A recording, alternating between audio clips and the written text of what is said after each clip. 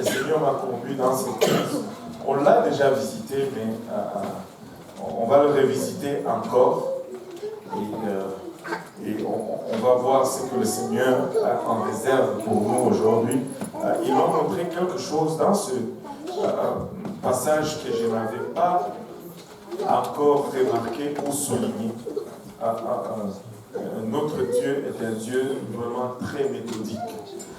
Il ne fait rien au hasard, mais je ne sais pas encore si j'ai vraiment vu toute la révélation qu'il y a là-dedans.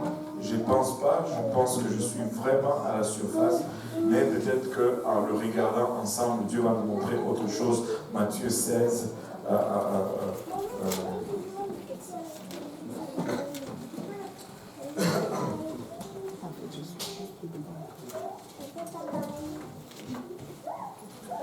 Je ne sais pas si j'ai oublié des choses à annoncer.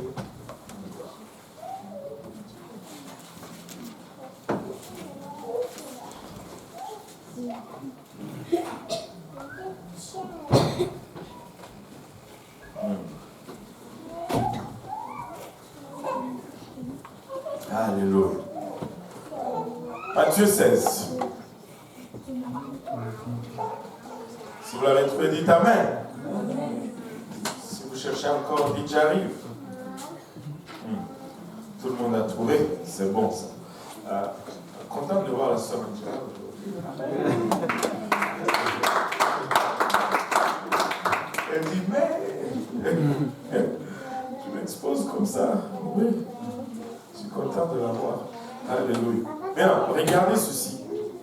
Nous allons prier. Si on se levait pour la prière, parce qu'on ne va pas lire tout le chapitre, on va juste l'explorer en commençant à partir du premier verset. Mais nous allons demander l'aide de Dieu pour le moment qui vont suivre. Seigneur Jésus-Christ, nous te remercions encore une fois, Père, pour ton amour, ta bonté, ta fidélité. Te remercions, Éternel, pour le privilège que nous avons de sentir ta présence parmi nous aujourd'hui. Toi, nous réalisons que cette présence n'a pas été rendue disponible à moindre prix, Seigneur. Ça a été au prix de ton sang, au prix de ta vie, Seigneur. Au prix de toutes les tortures et l'humiliation que tu as subies, que nous pouvons aujourd'hui pas sentir ce que nous ressentons en ces lieux. Nous ne voulons pas le prendre pour acquis, Seigneur. Nous reconnaissons également que nous sommes des hommes naturels et charnels pour qui les choses spirituelles sont folie. Et sans ton aide, nous ne pouvons le percevoir. Seigneur, nous te prions maintenant de nous aider. Aide-moi, Seigneur, afin que je puisse les donner sans crainte, ni faveur, ni hésitation. Et aide-nous tous ensemble pour que nous puissions les recevoir. Que puisse trouver dans nos cœurs une place où elles vont germer, produire de fruits, et que ce fruit nous conduise dans la vie éternelle. Au nom de Jésus, nous te prions avec action de grâce dans le cœur. Nous disons tous au nom de Jésus. Alléluia. Gloire au nom de Jésus. Et vous pouvez vous asseoir. Avant d'aller plus loin, je voulais transmettre les salutations du frère Randy Adams, notre missionnaire et directeur régional en Afrique. J'étais avec lui au téléphone. Il m'exprimait encore la joie et la reconnaissance de ce que vous avez pu faire pour le Congo. Et il a dit l'Église au Congo, et ça c'est vrai, a besoin de notre soutien. Et il a mentionné quelque chose de très particulier, pas le soutien vraiment financier, bien qu'ils ont besoin de soutien financier, un soutien moral, de savoir que nous sommes là avec eux dans la bataille qu'ils sont en train de mener. Moi je crois que si nous gagnons la bataille du Congo, nous gagnons un géant à l'œuvre du Seigneur, et ça va bouleverser. Imaginez-vous tous ces pasteurs congolais. Qui a déjà rencontré un pasteur congolais? Et vous deviez tous lever la main là. Qui en a déjà rencontré deux? Tu sais, je peux monter jusqu'à 15, il y aura toujours des mains. Je ne sais pas comment on fait, on dirait qu'au Congo, tout le monde est pasteur. Et des fois, je ne veux pas dire que je suis congolais même. Malheureusement, je ne peux pas renier cela, bien que j'ai 27 ans ici au Canada, bientôt 28, 20 ans seulement au Congo. Mais si tous ces gens, tous ces pasteurs, avec la bonne doctrine. Imaginez-vous l'impact que ça va faire. Ça va être juste extraordinaire. Presque, si tu rencontres un Africain et dit qu'il est pasteur, tu peux gager qu'il est congolais. S'il n'est pas congolais, il est nigérien, s'il parle anglais. S'il parle français, il est congolais. Et puis le reste par la suite. Alléluia. Que Dieu nous aide. Oh, que Dieu aide le Congo. Mon pays est grave. Un pays très, très grave. Vous n'allez pas croire les choses qui se font là-bas. Bon, le Seigneur est bon quand même. Alléluia. Matthieu, chapitre 16. C'est un chapitre sur lequel je me suis attardé à plusieurs reprises, mais c'est aujourd'hui que j'ai pu voir un peu une division là-dedans qui pourrait nous dire quelque chose. Je ne sais pas encore en profondeur ce que cette division peut nous dire, mais nous pouvons quasiment diviser ce chapitre presque en 4. Il y a la première partie qui commence avec le premier verset. La Bible nous dit: les pharisiens et les sadducéens abordèrent Jésus et pour l'éprouver lui demandèrent de leur faire voir un signe venant du ciel. Ils ont dit: si tu es vraiment ce que tu prétends être, montre-nous un signe qui vient du ciel pour confirmer ta mission, pour confirmer qui tu es, ton identité. Jésus leur répondit: le soir, vous dites il fera beau car le ciel est rouge, et le matin il y aura de l'orage aujourd'hui car le ciel est d'un rouge sombre. Vous savez discerner l'aspect du ciel, et vous ne pouvez pas discerner les signes de temps. Et en d'autres termes, au lieu de leur faire un miracle, il dit: vous qui avez les Écritures. Il fait un parallèle entre le naturel et le spirituel. Il dit: vous pouvez observer le ciel et dire il va pleuvoir, ou vous pouvez observer le ciel et dire que demain il va faire tel temps ou tel autre temps. Vous avez les Écritures qui parlent des temps. Vous avez les Écritures qui sont des indicatifs très clairs et très précis concernant le temps dans lequel nous sommes. Pourquoi demandez-vous un autre signe? Et il dit, vous pouvez discerner le signe de temps. Une génération méchante et adultère demande un miracle. Il ne lui sera donné d'autre miracle que celui de Jonas. Puis il le quitta et s'en alla. En allant un peu plus loin, nous allons, plutôt en lisant ailleurs, nous allons comprendre que quand il parle du miracle de Jonas, il parle au fait de sa mort. Jonas qui a été 3 jours et 3 nuits dans le ventre d'un poisson, d'un grand poisson. Lui aussi allait être dans le ventre de la terre pour 3 jours et 3 nuits. Il allait mourir et il allait passer 3 jours dans le séjour de mort. Tout comme Jonas a passé 3 jours dans le ventre d'un grand poisson. En passant, ce n'était pas une baleine. La Bible ne dit pas une baleine. La Bible dit tout simplement un grand poisson. Amen. Alléluia. Parce que les baleines ne peuvent pas avaler un homme. Alléluia. Et il dit: une génération méchante et adultère demande un miracle. Il ne lui sera donné d'autre miracle que celui de Jonas. Puis il le quitta et s'en alla. Maintenant, à partir de là, là on parle d'abord des pharisiens. Et à partir du verset 5, moi je relève 3 divisions. Première division va aller du verset 5 au verset 12. Deuxième division du verset 13 au verset 20. Et puis troisième division, troisième partie du verset 21 au verset 28, ou la fin du chapitre. Et pourquoi j'ai divisé cela en 3 comme ça? Parce que j'ai noté que les 3 parties adressaient 3 différentes choses, et dans une séquence particulière, une séquence qui nous parle à nous aujourd'hui. La première partie, c'est que les disciples, en passant à l'autre bord, avaient oublié de prendre le pain. C'est qu'ils ont traversé la mer, mais ils ont oublié de prendre à manger. Et ils ont commencé à se soucier pour la nourriture. Jésus leur dit: gardez-vous avec soin du levain des pharisiens et des sadducéens. Alors qu'ils cherchaient le pain, il commence à leur parler de levain. Et les disciples ont commencé à penser entre eux, verset 7, et disaient, c'est parce que nous n'avons pas pris de pain qu'ils commencent à nous parler. C'est pourquoi ils commencent à nous parler de levain maintenant. Est-ce qu'il veut que nous n'achetons pas le pain de pharisiens et de sadducéens? Jésus l'ayant connu, encore un des signes de sa divinité, les disciples raisonnaient à eux-mêmes.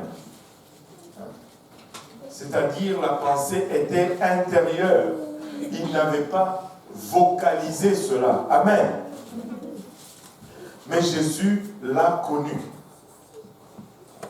Il a connu, il a discerné leurs pensées, il a discerné leurs préoccupations et il a su lire leurs pensées. Il n'y a que Dieu qui peut lire la pensée de l'homme. Une confirmation de sa divinité ici. Jésus l'a connu, dit, pourquoi raisonnez-vous en vous-même, gens de peu de foi, sur ce que vous n'avez pas pris de pain? Et il commence à se dire, peut-être parce que nous avons oublié le pain, maintenant qu'est-ce que nous allons manger? Il ne veut pas que nous allions chercher le pain des pharisiens et des sadducéens. Il dit, mais j'ai fait un miracle ici avec vous. Il commence à citer le miracle. Êtes-vous encore sans intelligence? Et ne vous rappelez-vous plus les 5 pains de 5000 hommes et combien de paniers vous avez emportés? Il y avait 5 pains qui a nourri 5000 hommes et vous avez eu 12 paniers de miettes qui sont restés. Et là, vous commencez à vous préoccuper de pain. N'est-ce pas notre nature? Dieu va faire quelque chose de grand aujourd'hui, mais demain, quelque chose de moindre va être un sujet de soucis et d'inquiétude pour nous. Et c'est comme si Dieu du haut du ciel, sur son trône, il regarde et dit, oh, mais non, c'est pas possible, encore. Encore. Je l'ai fait hier, mais encore il commence à se préoccuper. C'est pas possible. La foi ne grandit pas. Et êtes-vous encore sans intelligence? Et comment ne comprenez-vous pas, au verset 11, que ce n'est pas au sujet de pain que je vous ai parlé? Gardez-vous du levain des pharisiens et des sadducéens. Alors il comprit que ce n'était pas du levain du pain qu'il avait dit de se garder, mais de l'enseignement des pharisiens et des sadducéens. Jésus commence par le mettre en garde sur la doctrine. Il dit, n'achetez pas n'importe quelle doctrine. Ne prenez pas n'importe quel enseignement. N'allez pas écouter n'importe quoi. Gardez-vous de la mauvaise doctrine. Il compare un mauvais enseignement à du levain. La levure, quand tu mets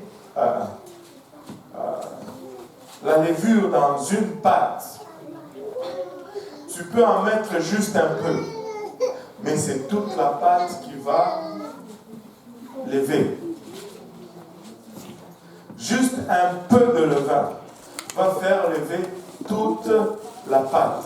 Je ne sais pas comment ça fonctionne, vraiment, je ne suis pas chimiste, mais je sais que tu peux avoir une grosse pâte et tu peux avoir une petite pâte qui a de la levure et une grosse pâte sans levure. Si tu prends cette petite pâte, tu la mets dans la grosse pâte, ça va contaminer ou ça va lever toute la pâte. Qu'est-ce qu'il y a comme enseignement là-dedans? C'est que l'enseignement ou la doctrine va contaminer tout aspect de ta vie. Un enseignement affecte tout aspect de ta vie. Au fait, vous savez, il y a un autre dicton que j'aurais pu dire au sujet de la foi, c'est celui-ci, c'est que la foi et la peur finissent toujours par s'exprimer dans nos paroles et dans nos actions. Ce que nous croyons et ce que nous ne croyons pas détermine toujours ce que nous faisons et ce que nous ne faisons pas. C'est pourquoi l'enseignement est très important. Vous savez, il y a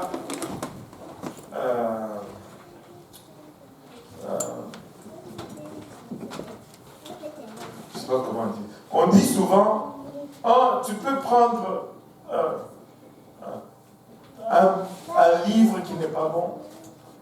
Et c'est à toi maintenant de prendre la viande et jeter les os. Avez-vous déjà entendu ce dicton-là?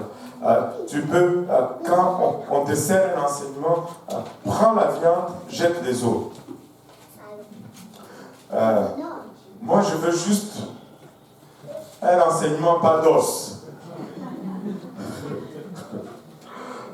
Je veux juste un enseignement, pas d'os. Parce qu'un mauvais enseignement contamine toujours. Et des fois, on ne s'en rend même pas compte. Et on est contaminé. Alléluia.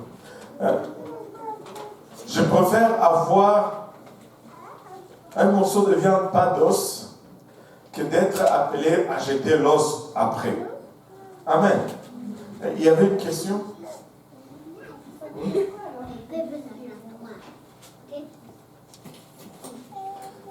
Ça te met en garde. Mais regarde. Quand on te dit retenez ce qui est bon, cela ne veut pas dire va chercher là où il n'y a pas du bon.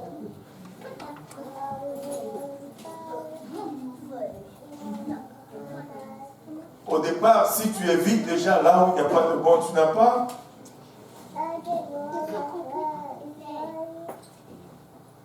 Moi, je refuse d'aller manger chez McDo.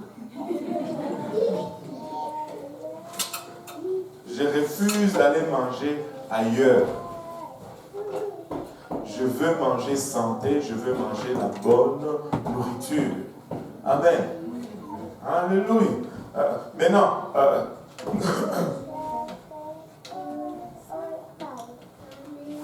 même dans le bon restaurant,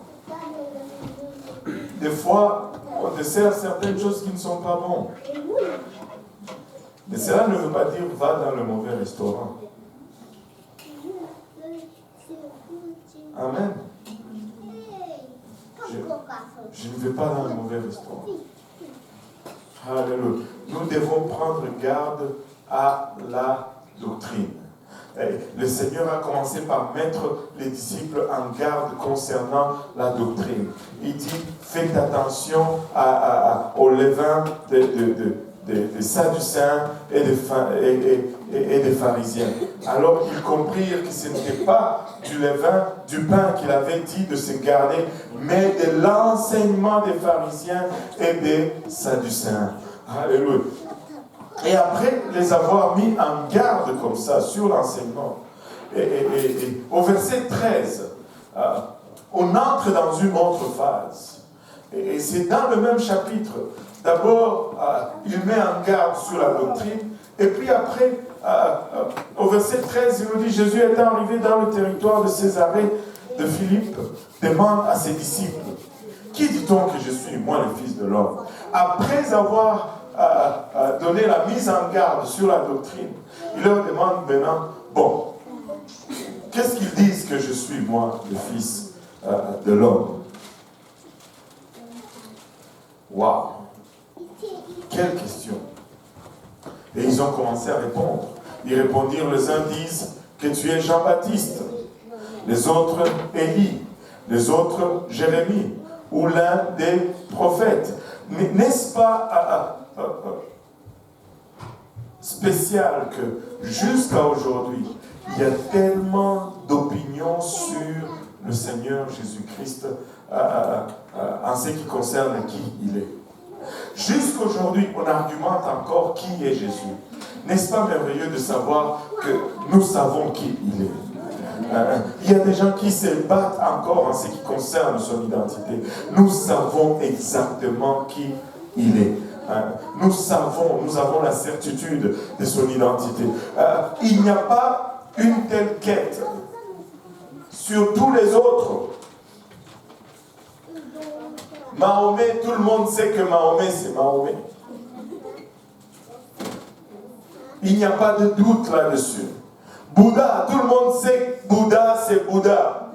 Il n'y a pas de discussion, il n'y a pas d'argument sur son identité. Confucius, pour ne citer que cela, je peux citer Simon Kimbangu et tous ces gens, c'est sûr, vous ne connaissez pas Simon Kimbangu, mais c'est le père du Kimbanguisme. Ça, c'est une croyance qui existe chez nous au Congo.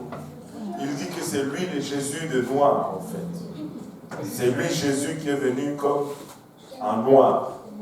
Parce que je ne sais pas comment il était venu avant, mais là, il est venu comme en noir. Et ça nous prend aussi à nous, notre Jésus. Des fois, nous, les Africains, nous pouvons être très racistes. Très, très racistes. Et je me rappelle de cette histoire. Ça, c'était le frère Mutombo. Le frère Mutombo, il est sharp. Il est vraiment très sharp. Il était au travail. Et là, c'était la Coupe du Monde. Je pense qu'il y avait, c'était 4 ans ou 8 ans en arrière. Et là, un Africain commençait à dire « Ah, tu sais, les Italiens sont racistes. Tu ne vois jamais un noir jouer dans l'équipe de l'Italie. » À ce moment-là, on n'avait pas encore Balotelli. Et là, le frère Mutombo le regarde et dit, mais vous aussi, vous êtes raciste. Je n'ai jamais vu un blanc jouer dans l'équipe de la Côte d'Ivoire. Et c'est vrai. Pourquoi seulement eux et pourquoi pas vous? À quand le blanc dans l'équipe du Congo? À quand je ne sais pas moi, l'Italien dans l'équipe de l'Éthiopie ou du Cameroun? La Coupe d'Afrique s'est jouée quand j'étais au Congo. Il ne laissait même pas un seul blanc jouer dans les équipes de noirs. S'il y avait un blanc, il les gardait sur le banc. C'était l'entraîneur. Alléluia.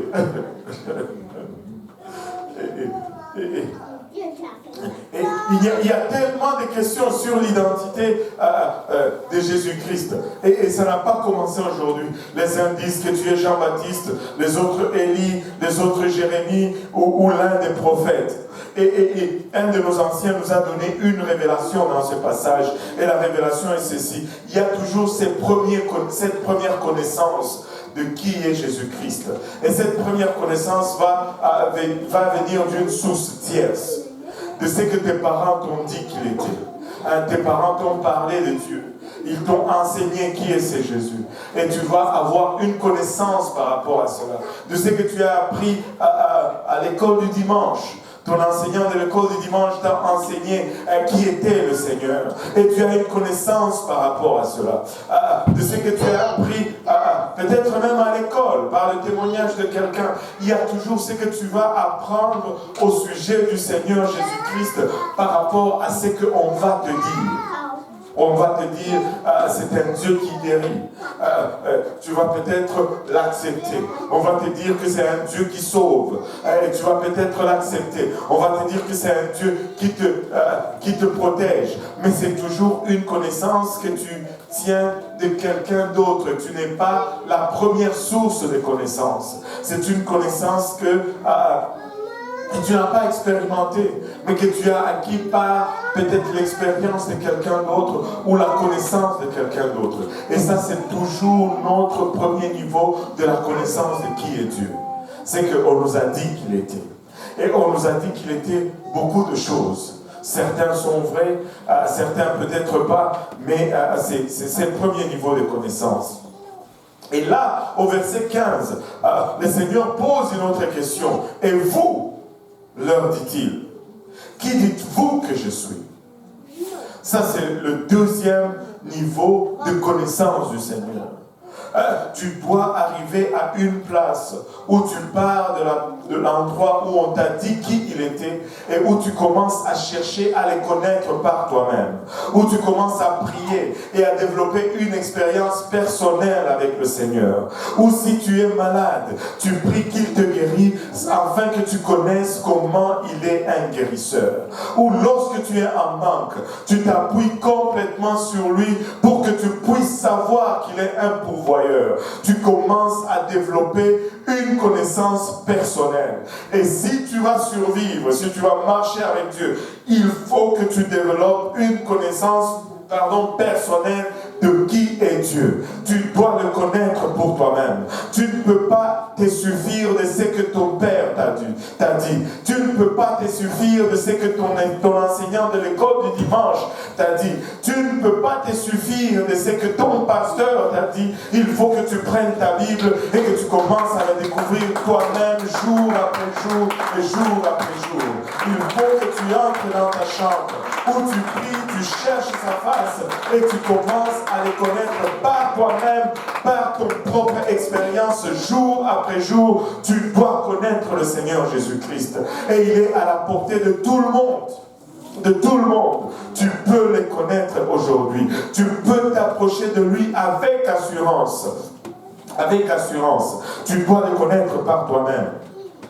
Alléluia. Tu dois le connaître par toi-même. Le premier niveau de connaissance n'est assez que pour t'introduire. Si tu vas te maintenir, tu dois aller à ce deuxième niveau de connaissance. Tu dois aller à ce deuxième niveau de connaissance. Je dois le connaître comme mon guérisseur. Je dois le connaître comme mon pourvoyeur. Je dois le connaître comme mon sauveur. Il a peut-être guéri tel, mais je veux lui faire confiance pour ma maladie. Il a peut-être pourvu aux besoins de tel, mais je veux aussi lui faire confiance pour moi-même. Et il y a une chose, quand tu arrives à ce niveau de connaissance, c'est que l'expérience que tu as, la connaissance que tu as acquise par l'expérience de quelqu'un d'autre, peut toujours être enlevée. Comme on t'a convaincu que c'était vrai, on peut aussi te convaincre que ce n'est pas vrai. Et si tu t'arrêtes à ce premier niveau, tu es toujours sujet à une chute. Jusqu'à ce que tu vas arriver au deuxième niveau de connaissance. Et là, tu as ton expérience avec le Seigneur. Et ce que tu as vécu, personne ne peut te convaincre du contraire. Tu es venu trop tard pour me dire qu'il n'est pas guérisseur. Il m'a déjà guéri. Tu es venu trop tard pour me dire qu'il n'est pas pourvoyeur. Il a pourvu à mon besoin. Je le connais comme mon sauveur personnel. L'angoisse que j'avais, il me l'a enlevé. Peu importe comment tu peux me dire, comment tu peux m'expliquer, j'ai mon vécu. Tu ne peux pas m'enlever ce que j'ai vécu. Tu dois arriver à une place où tu as ton expérience personnelle. Toi, qui dis-tu que Jésus est? Et as-tu une expérience personnelle avec le Seigneur? Est-ce qu'il te visite de fois de temps en temps la nuit? Est-ce qu'il arrive, alléluia, il doit être réel dans ta vie, il doit être aussi réel que le terme de cette voix. Tu dois être à mesure d'entrer dans ta chambre et de prier tout seul et de sentir cette présence, de prier tout seul et de sentir cette main te réconforter et te dire, je suis là. Alléluia. Il est toujours là. Il est toujours là. Il est notre réconfort, notre soutien, et nous avons une relation personnelle avec lui. Et tu dois arriver à cette place. Tu dois arriver à la place où tu as une relation avec lui. Tu dois arriver à cette place où tu manges ce pain qu'il a multiplié. C'est pourquoi il regarde les disciples et dit, mais vous êtes sans intelligence ou quoi? Vous n'avez pas mangé le pain?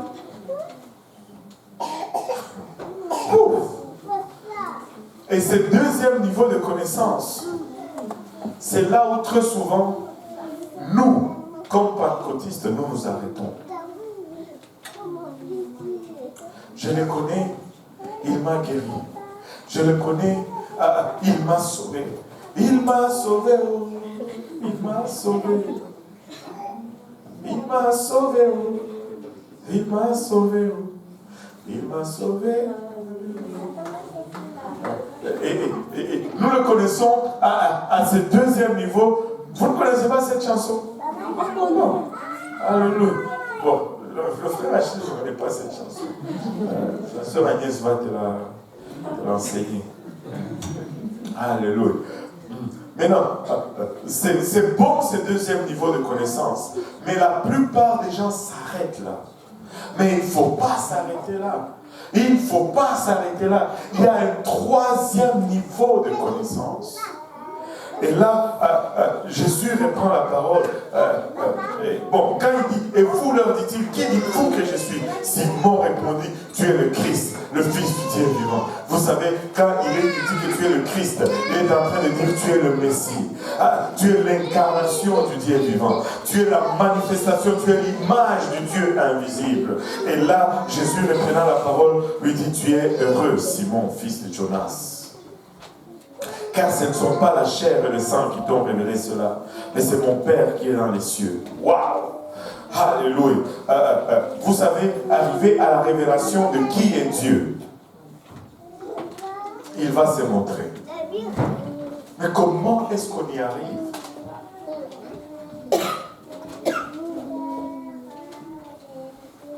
Ce ne sont pas nos études qui font que nous connaissons qui est Dieu. Bien que nous devons étudier pour connaître qui il est. Nos études ne sont que l'expression de notre désir. L'élément essentiel en ce qui concerne la connaissance de qui est Dieu, c'est le désir. Je dois désirer le connaître. Je dois avoir ces désirs en moi. Je n'ai jamais vu une place où il y avait un désir sincère et profond de connaître Dieu, où la personne est restée dans l'ignorance. Même là où la personne ne savait pas lire, j'ai vu Dieu rendre les gens capables de lire sans qu'ils aillent à l'école, pour qu'ils puissent connaître qui il est. Il le fait. Il le fait. Ici même à Montréal, dans l'église, nous avons une dame qui ne savait pas du tout lire. Pas du tout. Quand j'ai commencé une étude avec elle et sa famille, elle se disait, mais Seigneur, je dois connaître lire. Parce que je veux lire ta parole pour moi-même. Je ne veux pas toujours attendre une fois par semaine quand le pasteur vient à la maison. Quelle soif, quel désir. Et Dieu lui a permis de lire comme ça. Elle a commencé à lire, paf, sans avoir été même à l'école. Son français, il est brisé. Quand tu parles, tu ne sais même pas quelle langue vous communiquez, mais elle lit. Elle lit. Elle lit le français. Elle lit le français. Elle lit le français. Elle lit. Elle lit. Tu dis, mais alors pourquoi est-ce qu'elle parle toujours comme ça, comme ci, comme ça? Dieu est fidèle en toutes choses. Laisse-moi vous poser une question. Jésus-Christ ressuscité, avait-il encore les cicatrices ou les cicatrices étaient effacées? Il y aura toujours les cicatrices pour montrer sa puissance. Mais est-il qu'elle sait lire? Oh, notre Dieu est puissant. Alléluia. Notre Dieu est très puissant. Très, très puissant.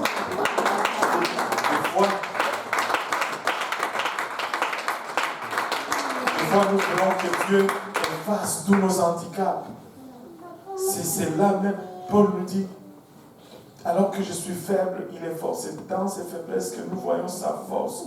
Et ça, je commence à dévier un peu. Je dois retourner là où on était à ce deuxième niveau. Et Jésus dit maintenant à Pierre, ce n'est ni la chair et le sang qui te l'ont révélé, mais c'est mon Père qui est dans les cieux. En d'autres termes, tu n'as pas acquis cette connaissance par ton intelligence, par ton intellectuel. Tu as eu une révélation du Dieu vivant. Je ne sais pas pour vous, mais êtes-vous déjà arrivé à une place? Si vous n'êtes pas encore arrivé à cette place-là, c'est parce que vous n'enseignez pas encore des études bibliques. Mais si vous commencez à enseigner des études bibliques, vous allez arriver à une place où vous êtes assis avec quelqu'un et que vous donnez la parole de Dieu. Et ça peut être une question, ça peut être même toi-même qui te met dans une situation compromettante. Et là, tu ne sais pas Mais là, à milieu de cet échange, Dieu place une connaissance dans ta tête. Plac. Et tu es conscient toi-même que tu ne savais pas cela. Et que c'est lui qui te l'a donné. Tu ne peux même pas te mentir à toi-même. Et tu parais tout simplement très connaisseur devant la personne que tu enseignes. Mais si elle savait que quelques secondes avant, tu n'avais pas cette connaissance, elle allait dire, mais regarde ce vantard. Et paf, la connaissance vient. Dieu te donne. Et Dieu donne la connaissance quand nous avons le désir. Maintenant, Jésus reprend la parole, lui dit, tu es heureux, Simon, fils de Jonas, car ce ne sont pas la chair et le sang qui t'ont révélé cela, mais c'est mon Père qui est dans les cieux. Et regardez le verset 18. Et moi, Jésus qui dit, et moi, le moi ici c'est qui? Le moi ici c'est qui? Alléluia. Et moi je te dis, quand Dieu te dit, et moi je te dis, tu sais quand quelqu'un dit, et moi je te dis, c'est pour que tu prennes cette parole qu'il va te dire et que tu mettes toute sa crédibilité comme poids sur la parole. C'est moi qui te le dis. Je mets ma crédibilité en gage. Je mets mon titre en gage. Je mets ma personnalité en gage de ce que je vais te dire. Et moi je te dis. Il pouvait juste dire Pierre, blablabla. Mais il dit et moi. C'est-à-dire, il met sa personnalité en gage de ce qu'il est en train de dire. Et tu dis, mais pasteur, pourquoi tu insistes tout comme ça? Parce à cause de ce qui va suivre. Et moi, je te dis que tu es Pierre. Ça, c'est le troisième niveau de révélation, ou le troisième niveau de connaissance. Premier niveau de connaissance, c'est que les gens te disent au sujet de Dieu. Une connaissance acquise de l'expérience de quelqu'un d'autre. Deuxième niveau de connaissance, c'est que tu découvres ou tu expérimentes de Dieu. Le troisième niveau de connaissance, c'est ce que Dieu te révèle que tu es. La révélation de qui tu es. Qui tu es, qui Dieu dit que tu es. Et ça fait toute une différence. Quand tu rentres dans la dimension de savoir ce que Dieu dit que tu es, c'est là où les œuvres se trouvent. C'est là où l'assurance se trouve. C'est là où cette foi inébranlable se trouve. Je sais qui je suis dans le Seigneur. Il m'a dit qui je suis. Mais cette révélation ne peut pas venir si tu n'as pas la révélation de qui lui il est. En d'autres termes, je connais qui il est. C'est une chose. Mais lorsque lui connaît qui je suis, c'est une autre chose. Et je l'ai déjà dit, je vais le redire encore. Qui connaît Justin Trudeau ici?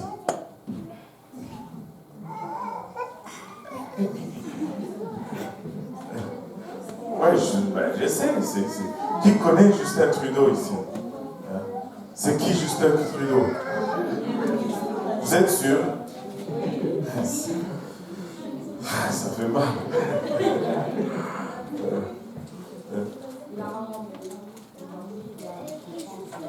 Là, il est en France. Voilà. On sait même où il est. Non seulement on le connaît, on sait même où il est, où il va, qu'est-ce qu'il a dit.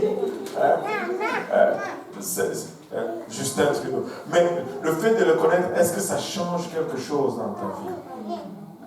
Même le fait de savoir où il est, est-ce que ça change quelque chose dans ta vie? Mais par contre, si lui te connaît,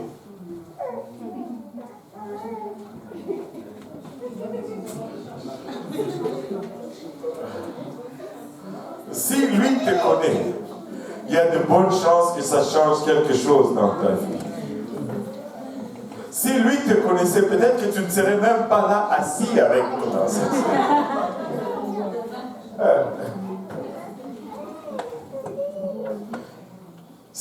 Si lui te connaissait, si lui pouvait te dire, je connais Angela, je sais que hier elle était à telle place et aujourd'hui elle est. Si lui pouvait aussi connaître même la place tu es, je te promets que ta vie ne serait pas ce qu'elle est aujourd'hui.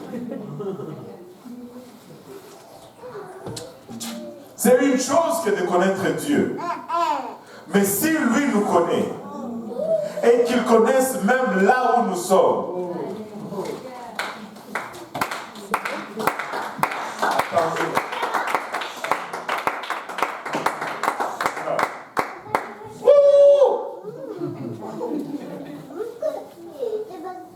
c'est bien de connaître Dieu, mais je veux que Dieu me connaisse par mon nom. Je veux qu'il cite mon nom. Je veux qu'il cherche où je suis. Pas qu'il ne sait pas, mais je veux qu'il pointe où je suis. Il sait que je suis à telle place. Il sait que je traverse telle situation. Il sait que j'endure tel problème. Oh! C'est la troisième dimension de révélation où nous devons entrer, à savoir est-ce que Dieu sait qui nous sommes? Oui, il y avait une question.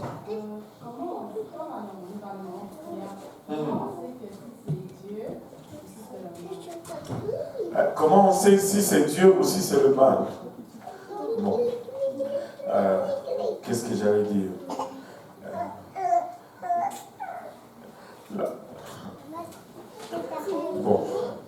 C'est une question qui venait il y a tellement longtemps que j'aimerais, ça me renvoie loin en arrière. La première des choses que tu dois savoir, c'est celui-ci. La parole. Au commencement était la parole. La parole était avec Dieu et la parole était.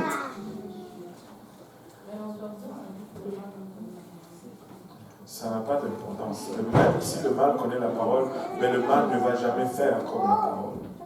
Parce que s'il commence à faire comme la parole, il n'est plus le mal.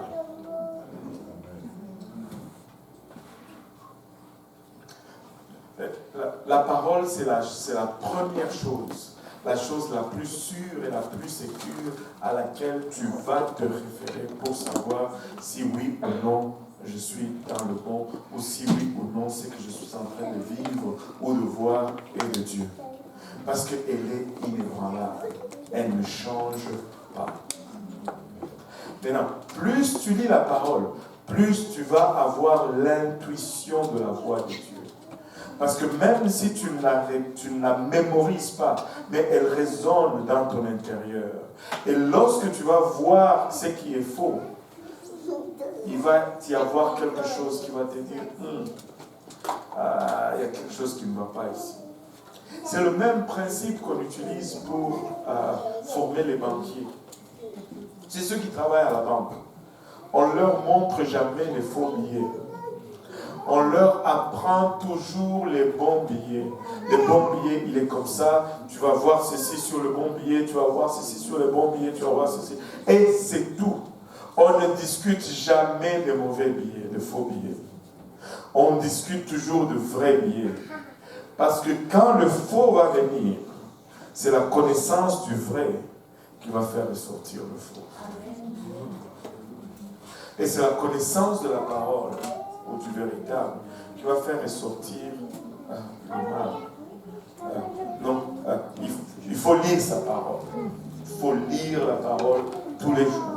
Tous les jours, tous les jours, tous les jours.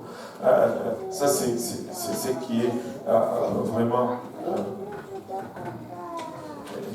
Maintenant, que Dieu me connaisse, c'est une chose. Enfin, je veux dire, que je connaisse Dieu, c'est une chose. Mais que Dieu me connaisse, c'est une autre chose. Maintenant, dans cette deuxième partie, le Seigneur donne la révélation. Et il dit, et moi je te dis que tu es pierre, et que sur cette pierre je bâtirai mon église, et que les portes du séjour de mort ne prévaudront point contre elle. Ce qu'il est en train de dire ici, c'est que ce n'est pas que l'église est bâtie sur pierre, Pétros, plutôt Céphas, mais plutôt l'église, il dit tu es Céphas, mais sur ce Pétros, je bâtirai mon église. Et ce n'est pas le même pierre. Le premier pierre, c'est un petit caillou. Mais le deuxième pierre, c'est le roc. Il dit, toi tu es Pierre, mais sur cette pierre, ou la pierre angulaire, la pierre qu'ont rejeté ceux qui bâtissaient, est devenue celle de l'angle. La deuxième pierre, ce n'est pas Pierre. Enfin, si on peut le dire de cette façon. La deuxième pierre, ce n'est pas Céphas. La deuxième pierre, c'est Pétros. C'est le rocher, c'est Jésus, c'est la révélation de qui il est. Il dit, sur cette pierre, je bâtirai mon église et les portes du séjour des morts ne prévaudront point contre elle. Et regardez ceci, les portes de l'enfer ne vont jamais gagner contre l'église. Ça, c'est une des raisons pourquoi moi, j'ai décidé de rester dans l'église. Laissez-moi vous dire ceci. L'église, même dans son jour le plus faible, même dans son moment le plus difficile, même dans son niveau le plus bas, va toujours avoir les dessus sur le diable. Toujours. Toujours. Toujours. Et je peux vous en faire la démonstration dans le livre d'Apocalypse. Regardez le sept églises. Quand il commence à les pointer.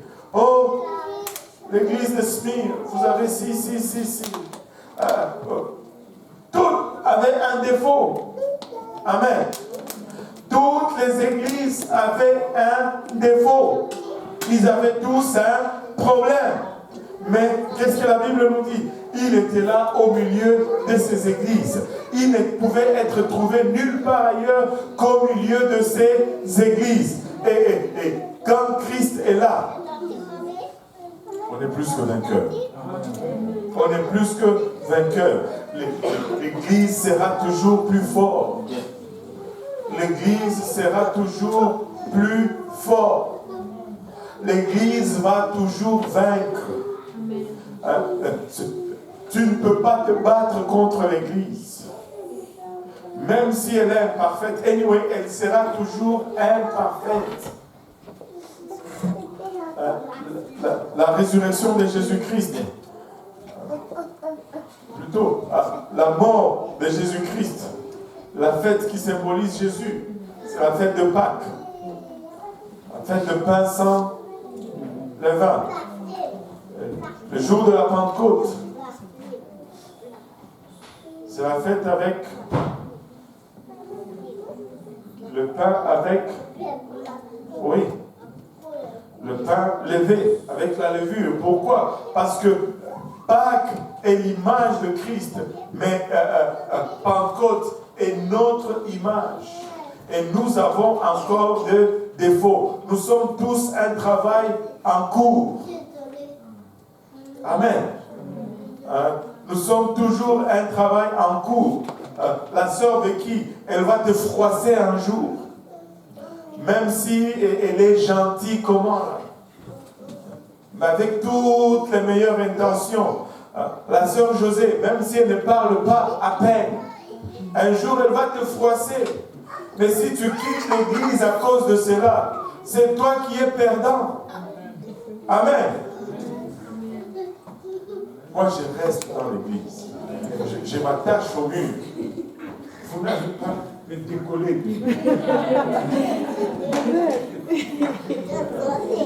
Je ne quitte pas l'église.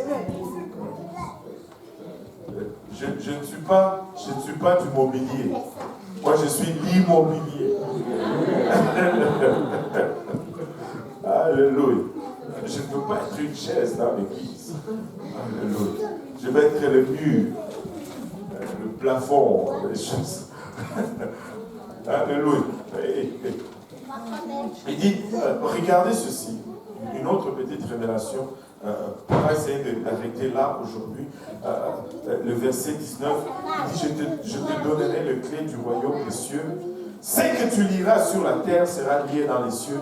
Et ce que tu délieras sur la terre sera délié dans les cieux. Waouh, c'est puissant. Regarde ton voisin, dis-lui, c'est puissant.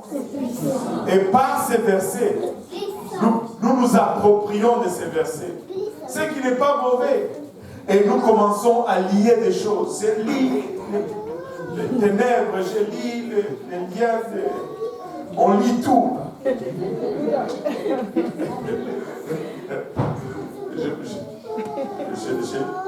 Je me rappelle d'un frère, ça c'est frère Mutombo qui me l'avait raconté.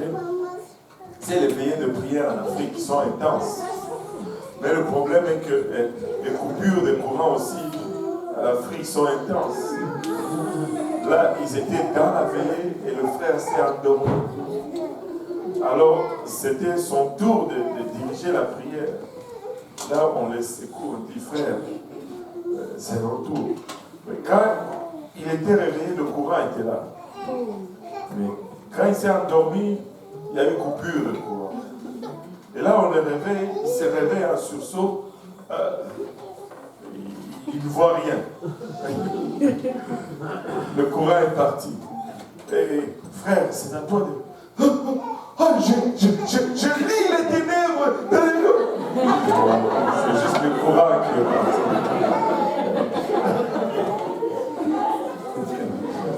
On aime lier. Et je lis et je te lis. Tu lis la chose une minute, tu la délis l'autre. Je ne dis pas que c'est mauvais. Des fois, il y a certaines choses que tu dois prier contre. Amen. Mais à la base, ces versets, c'est plus que cela. Il dit à Pierre que ce que tu liras sur la terre sera aussi délié dans le ciel. Et, en fait, il est en train de donner cette autorité à Pierre.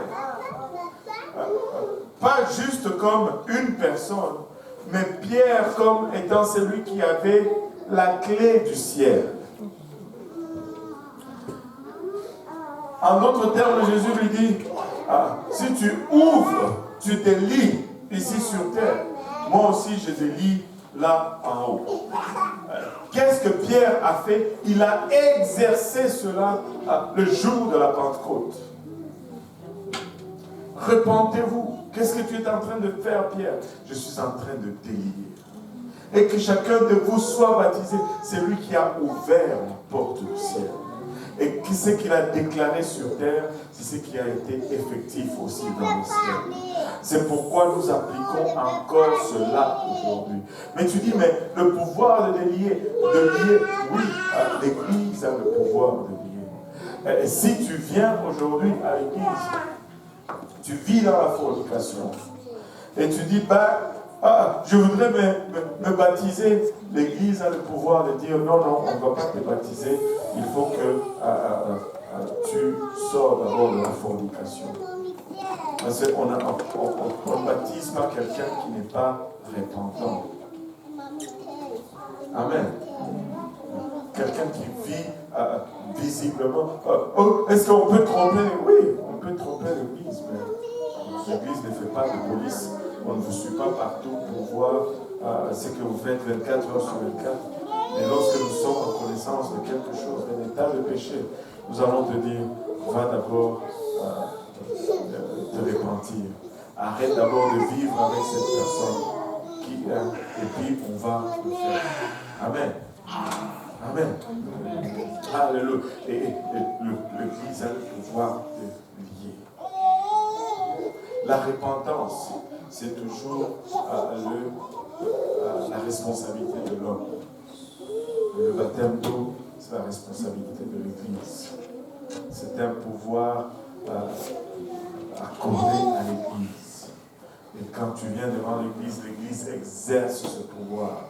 Et ce que je lis dans le ciel est lié dans le ciel. Ce que je lis sur la terre est lié sur la terre. Cela ne veut pas dire que je commence à lier. Non, c'est un pouvoir qui est octroyé à l'Église. Amen.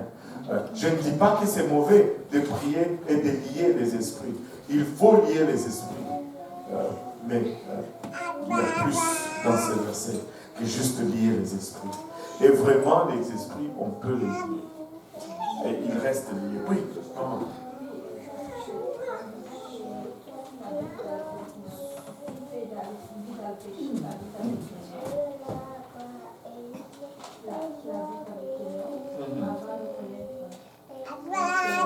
Oui.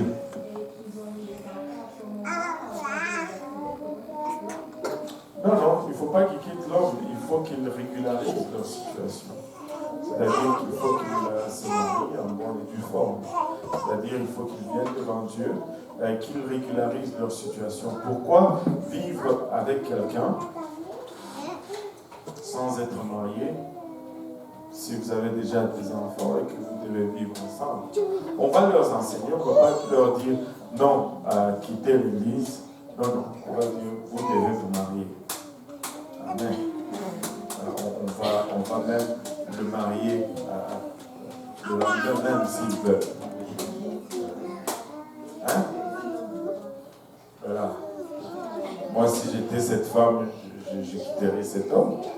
Si tu ne veux pas m'épouser, pourquoi tu veux vivre avec moi? Mais attends, avant de parler des enfants, si un homme ne veut pas t'épouser, pourquoi tu vas vivre avec lui? Tout à fait. Mais là, tu es en train de sortir de l'ignorance. Il ne faut pas rester dans l'ignorance. C'est quelque chose que d'être dans l'ignorance. Mais attendez, ça n'a même rien à voir avec Dieu. Là. Si quelqu'un ne veut pas t'épouser, qu'est-ce que tu vas faire avec lui? Mais là, tu vas vivre dans le péché, tu vas rester vivre dans le péché toute ta vie. Hein? Ben là, ça ne marche pas, là. Il y a un problème quelque part. Dieu est d'accord là-dessus. Ce n'est plus maintenant une question de mettre en ordre avec Dieu, c'est maintenant est-ce que vous vous aimez même?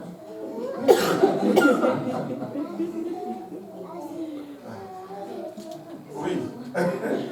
C'est chaud, c'est chaud, c'est chaud. Moi, je suis mariée et gloire à Dieu. Et en plus, à part de cela, je vais souligner ceci. Si tu as fait un mariage civil, c'est aussi un mariage. C'est aussi un mariage. Mais ne prends pas la fille de quelqu'un comme ça et vivre avec elle. Parce que dans ces cas-là, sa famille est lésée. Et tu portes encore cette responsabilité. Moi. Je voulais dire dans la mariage, vu qu'il vit dans le monde, ils ne connaissent pas nécessairement le mariage. Qu'ils ont fait là, on dit les autres que c'est le mariage traditionnel plus aux facilités. Mais s'ils ont fait ça, ils sont liés. Ils sont mariés. Parce que tu dis mariage traditionnel. Chez nous, le mariage traditionnel, c'est un mariage. C'est un mariage. Non, non. Moi, j'ai dit, parce que j'ai bien dit qu'ils vivent pas mariés. Tu sais, ici, il y en a beaucoup, là. C'est monnaie courante, ici. Les gens se décident comme ça, ok, bon, on va vivre ensemble parce qu'on a 18 ans et un jour, bon, voilà. Et non, ça ne marche pas. Vous venez à Dieu comme ça, on doit arranger cela. On doit mettre les choses en ordre pour que, sinon c'est la fornication. Alors, oui.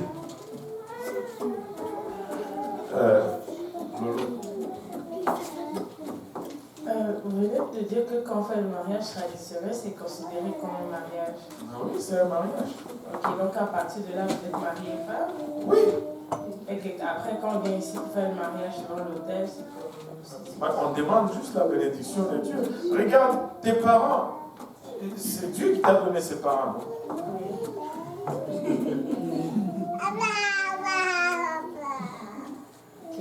Maintenant, c'est quoi la différence entre un mariage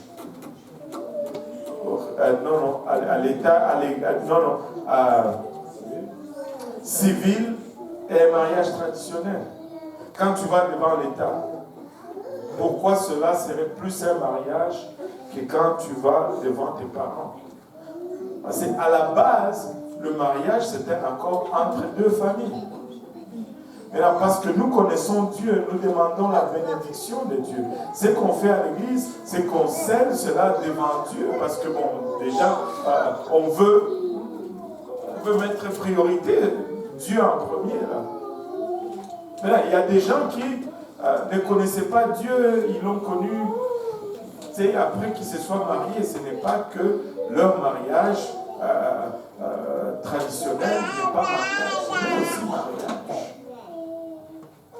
Parce que les deux familles se sont mis d'accord. Qu'est-ce qui rend un mariage, qu'est-ce qui rend même cette cohabitation sans mariage?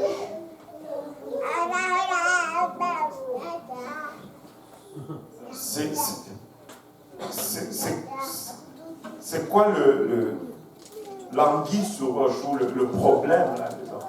C'est que si tu prends la fille de quelqu'un, tu lèses la famille, parce que tu l'as pris sans l'accord de la famille.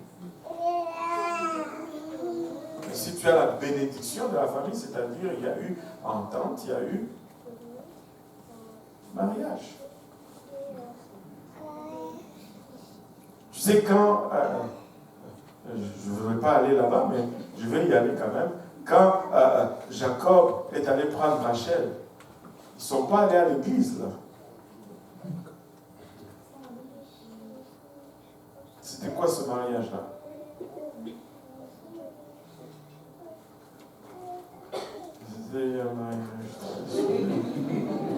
Mais du coup, à partir de là, comme ici, quand on fait par exemple le mariage traditionnel, est-ce qu'on peut se comporter Attends, Lolo. On doit se mettre. Parce que là, vous confondez les choses. De quoi on parle d'abord? On parle des gens qui ne connaissent pas Dieu et qui viennent à Dieu là. Il faut qu'on retourne là où on était. Toi, ça fait 57 ans que tu es dans l'église. Tu ne vas pas sortir et puis dire je vais faire un mariage sans Dieu. Tu vas avoir un problème. Avec moi en premier. Revenons un peu dans les contextes dans lesquels nous parlions, parce que très souvent vous me faites ces coups. Vous allez mettre un autre contexte pour prendre maintenant la solution de ce contexte, l'appliquer dans un autre contexte. Non. J'ai failli me faire avoir là, c'est pas ça. C'est pas ça. On parle des non-croyants là. Ils se sont mariés dans leur non-croyance. Alléluia, ils se sont mariés. On ne va pas dire que ça ne compte pas là. Ça compte. Amen. C'est comme ça. Oh là là. C'est chaud. Quand on commence à parler de mariage, tout de suite tout le monde devient excité. Je ne sais pas pourquoi. Tout le monde devient stressé. Anyway, on était encore.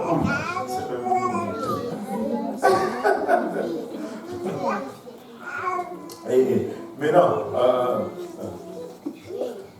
il dit, je te donnerai le clé du royaume des cieux, c'est que tu liras sur la terre. Je n'ai pas lu cette première partie. Je te donnerai les clés du royaume des cieux. C'est pourquoi nous devons toujours faire comme Pierre. Allô? Si nous allons entrer dans le royaume, nous devons faire comme celui à qui on a donné la clé. Qui a eu la clé? C'est lui qui a ouvert la porte pour entrer au ciel. Mais comment il a ouvert? Actes 2, 37, 38, 39. Après avoir entendu ce discours, ils eurent le cœur vivement touché. Ils disent aux apôtres, hommes, frères, que ferons-nous? Répentez-vous et que chacun de vous soit baptisé au nom de Jésus-Christ pour le pardon de vos péchés, et vous recevrez le don du Saint-Esprit. Car la promesse est pour vous, pour vos enfants et pour tous ceux qui sont au loin de ce grand nombre. Le Seigneur notre Dieu les appellera. La question. Ça te perturbe? Mince. Ok. Attends. Bon.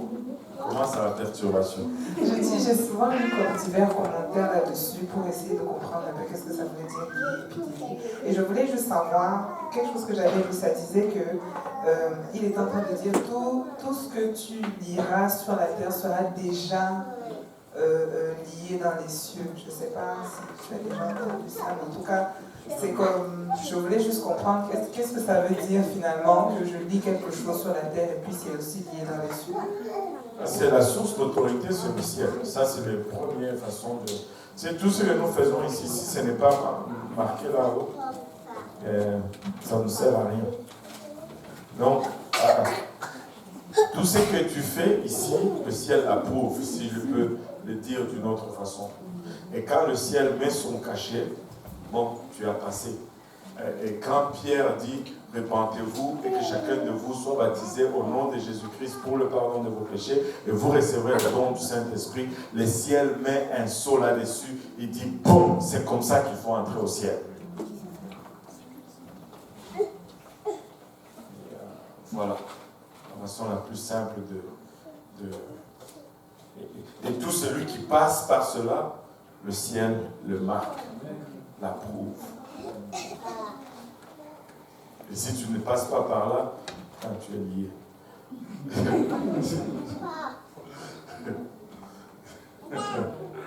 Alléluia. Et ça, c'est la façon la plus simple. Et c'est vrai que le verset marche aussi dans le sens du combat spirituel. Nous pouvons prendre autorité sur les esprits et nous pouvons les lier. Et si Dieu te permet de voir, quand les gens prient, vraiment, il y a des esprits qui sont liés. Et ça, c'est une chose que nous faisons très souvent, qu'on nous a appris. Tu peux lier, mais après avoir lié, il faut les retourner d'où ils viennent. Ne les laisse pas là, parce qu'ils peuvent être liés, ils restent là, mais des fois tu ressens leur présence parce qu'ils sont là. Lis-le, mais ordonne-les de... Hein? Non, ne les délie pas. Il ne va pas agir, mais moi je ne veux pas qu'il reste là sur le chevet de ma tête et puis me regarde avec des yeux. Je veux qu'il retourne dans le séjour des morts. Voilà. Donc on les lit, mais on les expédie d'où ils viennent. Si on ne les expédie pas, ils vont être liés, ils vont rester là. Alléluia. Bon, on va s'arrêter là pour aujourd'hui. Il est déjà 21h20. Et on s'est un peu emporté avec le mariage. Ça, c'est un sujet qu'il ne faut pas toucher. Parce que quand tu touches, tout le monde se réveille subitement.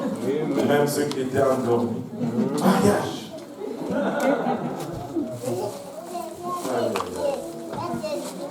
Alléluia. Le Seigneur est bon, n'est-ce pas? On va faire cette dernière partie du verset 21 au verset 28 la prochaine fois. Amen. Pour nous battre nos mains pour le Seigneur.